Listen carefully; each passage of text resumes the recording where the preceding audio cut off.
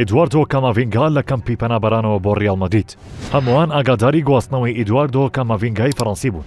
لە یانەی ڕێنی فەڕەنسی بۆ یانەی ڕیال مەدرید بە گرێبەستێک بە بەهای 30 میلیۆن یۆرۆ لە کۆتا ڕۆژی بازاری گواستنەوەدا.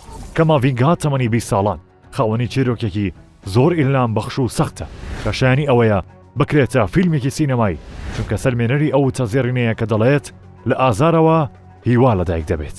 لە کەمپی پەنابەران لە شاری مێکۆنجی لە ئەنگوالا کاماڤینگا لەدایک بوو لە باوکو و دایکێکی کۆنگۆی، دوای ئەوەی لە شەڕی ناوخۆی کانیشتای پایتەختی کۆماری کۆنگۆی دیموکراتیک ڕزگاریان بوو. لە ساڵی 2002 بنەماڵی کاماڤینگا کە پێگاتوون لە باوکو و دایکی و ئێدواردۆ و 5 برای ڕویان لە فەڕەنسا کرد، بە تایبەتی بۆ شاری فۆگۆر لە باشووری ڕۆژئاوای وڵاتەکە. کاما لە شاری فۆگۆر گەورە بوو، سەرەتا مەشقی جۆدۆی دەکرد پێش ئەوەی حەزەکەی بگوازێتەوە بۆ تۆپی پێ، بەڵام لە تەمەنی 7 ساڵیدا دەستی کرد بە یاری تۆپی پێ، ئەوەش لە بەرداواکاری دایکی، هەر بۆیە لە منداڵیەوە خولیای بۆ تۆپی پێ دۆزیەوە، دوای ئەوەی لە یەکێک لە پاڵۆنتەکانی هاوینەدا تاقی کرایەوە لەلایەن جولیان ستیڤن ڕاهێنەر کە پێی سەرسان بوو، هەر بۆ یاریزانەکە بردە شاری ڕین و ئەکادیمیاییانەکە. ئازارەکانی کاماڤینگا لێرە کۆتایی نەهات.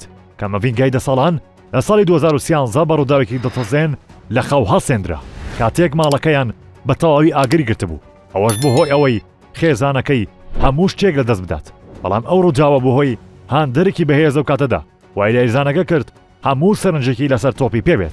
لە ساڵی 2018 یەکەم گرێبەستی پیشەگەرانەی لەگەڵ ڕین واژوو کرد کە ئەو کات تەمەنی 16 ساڵ و 1 مانگ بوو.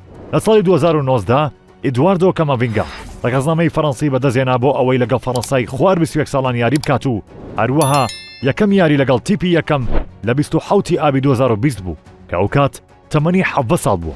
بچووکترین یاریزان بوو لە دوای 1932 بانگێشت هێڵبژاردەکە بکرێت.